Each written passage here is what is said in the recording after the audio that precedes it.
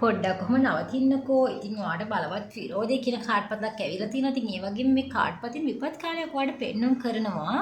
ඔබ සිටින තැනින් ඔයාට අගලක්වත් හෙලවෙන්න ඔන්න එපා කියන වැදගත්කම් පෙන්ලා දෙනවා. ඉතින් ඒ වගේම ඔයා වෙනුවෙන් දැඩිව නැගී සිටින්න ඕනේ. ඒ වගේම ඔයාට තිරසර ආකාර සහ නිර්භීත ක්‍රියාවන් ඔබේ දිනයන් ජයග්‍රහණයට මඟ සලසන නිසාවෙන් ඒ නිසා ඔයා අනිවාර්යෙන් ඔයා ඉදිරියේදී ප්‍රබල තරගකාරීත්වයන් පරදා අනිවාර්යෙන් ඔයා ජයග්‍රහණය කරනවා මේ කාලේ මොන ගැටලු තිබ්බත්.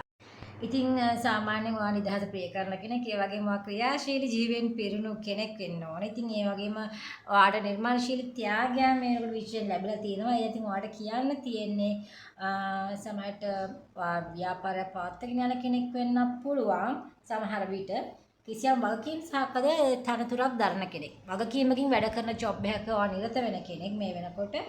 ඉතින් ඔයාට කියන්න තියෙන්නේ ඔයාගේ ඉතින් උණුසුම් ගති ස්වභාවයෙන් යුක්ත කෙනෙක්. ඒ වගේම ඔයා ප්‍රායෝගික සහ අන් අය සංවිධානය කිරීමේ හැකියාවන් පවතිනවා. ස්වභාවධර්මයට පොඩ්ඩක් ආදරය කරන කෙනෙක්.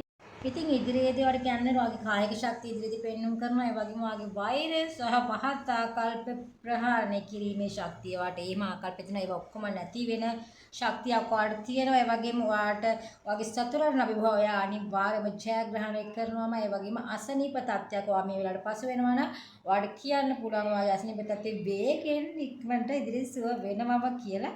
ඉතින් ඔයාට මේ සටන තියෙන්නේ සාධාරණත්වයේ ජය ගැනීම පිණිසම තමයි කියලා මට කියන්න පුළුවන්.